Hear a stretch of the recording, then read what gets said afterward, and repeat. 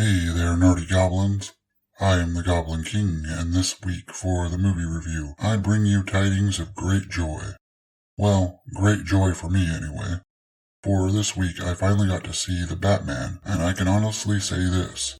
It is absolutely the first Batman movie I've actually enjoyed since '92. Yes, I said it. I have not truly enjoyed a single Batman film since Batman Returns. Yes, people can go on and on about those damnable Nolan films, but I didn't like them. They didn't feel like Batman films to me. Not a single one of those films felt like Batman to me. Were they decent, standalone films? Sure. But were they good Batman films? No. Not in my opinion.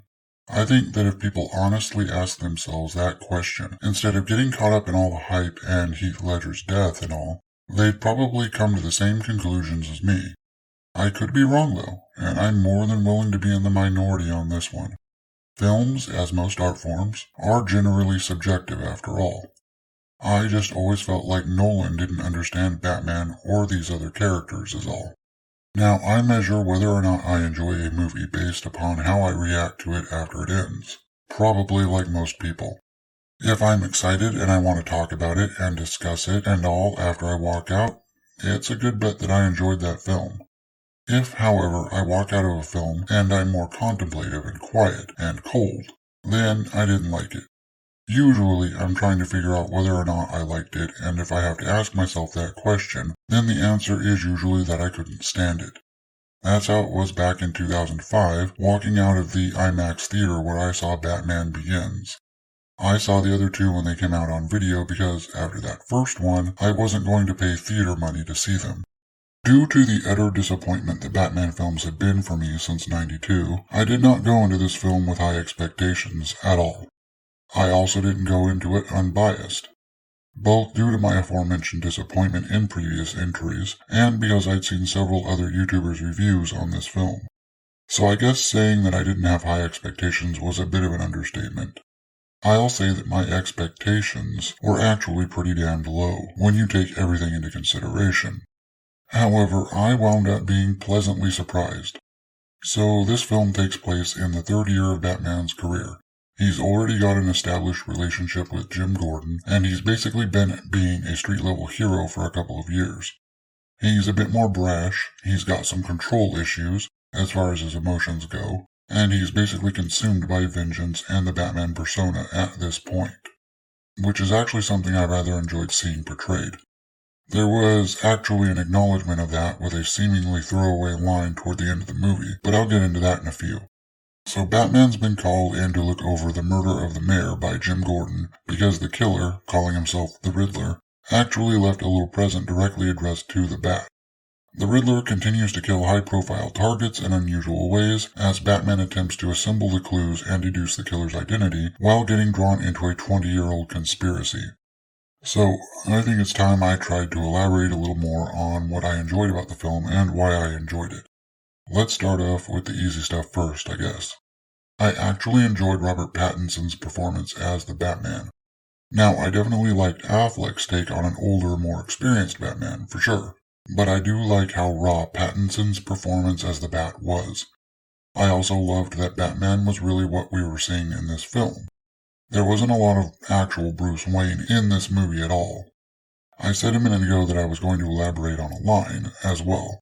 So, Riddler, toward the end of the film, makes a comment about the mask being Batman's true face, and yes, I absolutely loved that. I love the fact this film and Pattinson playing into the idea that Bruce Wayne is the mask, while Batman is who he truly is. It just reminds me of one of my favorite episodes of Batman Beyond, to segue. It's the first one with Shriek where he's trying to convince Bruce Wayne that he's nuts. At the end of the episode, when they've caught Shriek and exposed his plans, Terry asks Bruce how he knew that he wasn't going insane. Bruce looks at Terry and says, "Because the voice in my head kept calling me Bruce, and in my mind, that's not what I call myself." So the fact that this film took that idea, which I don't believe was original to Batman Beyond, and ran with it that way even to the point of it being sort of portrayed by Robert Pattinson, I loved that. That's one of the things that I love and I find so fascinating about the Batman and his rogues gallery. I love the psychological aspects to those characters. I also greatly enjoyed the detective aspects of the thing. Going into a crime scene and finding clues and trying to solve a murder mystery.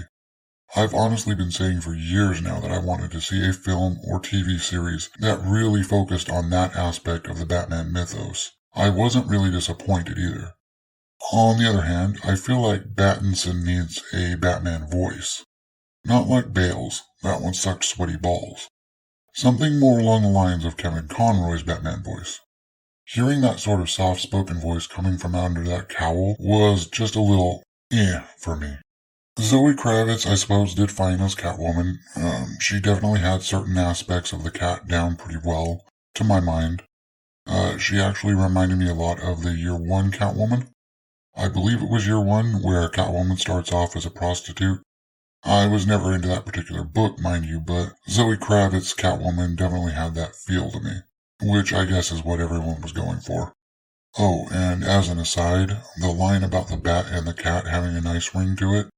No. Tom Taylor sucks. Period. The guy who played Gordon did alright, I guess. There were points that he felt a little hokey, though. More like the Commissioner Gordon from the Burton films.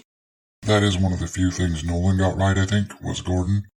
I liked that Gordon a bit better than this one, to be completely honest. I like Andy Serkis, but I wasn't that into the role of Alfred in this film either. That is one bitch that other people have brought up that I'll wholeheartedly agree with for this one. The relationship between Alfred and Bruce is a thing that shouldn't be left to the wayside like that, and Bruce treating him the way he did was more than a bit bitch-made to me. I didn't mind the Riddler. I kinda liked what they were going for with him, for the most part.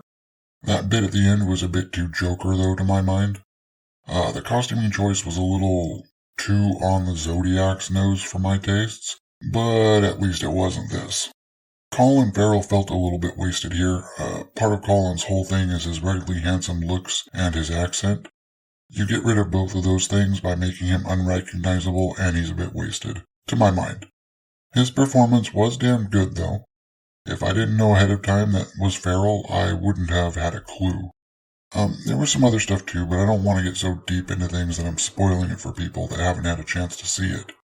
There are people that have stated that they weren't into the pacing for the whole thing, that it legit felt like 3 hours to them. I didn't get that at all. It really didn't feel like 3 hours to me. I was legit engrossed in the story and in the performances, and the time just felt like it went by pretty quickly to me. I will definitely admit, though, that I agree that last act kind of did fall apart there at the end. I love what they did with the whole Long Halloween inspiration and all. That was good. That's actually one of my favorite Batman stories, if I'm being honest, and I really liked seeing at least some smaller scale version of that whole thing. I mean, seeing the whole thing actually play out in live action would be pretty cool, but we'll probably never get that. There was some other woke stuff in the film that I wasn't too keen on, of course. Some lines that had me rolling my eyes. You know, lines about white privilege and shit like that. Ugh. Also, Ryan was right about the whole basically every white person in the film being a piece of shit. It's probably something I wouldn't have noticed a few years back, but it's so glaringly obvious now. It's really fucking annoying.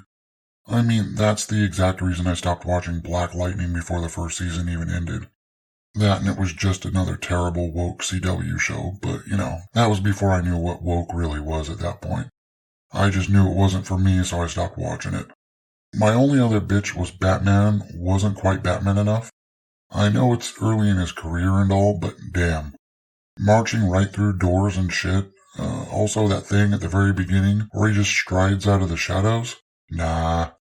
Batman would have been making thugs disappear into the shadows to heighten their fear. That's Batman.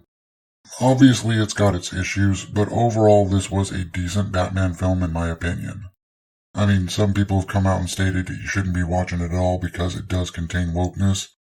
I understand, completely, and on a certain level they're definitely right. It's just...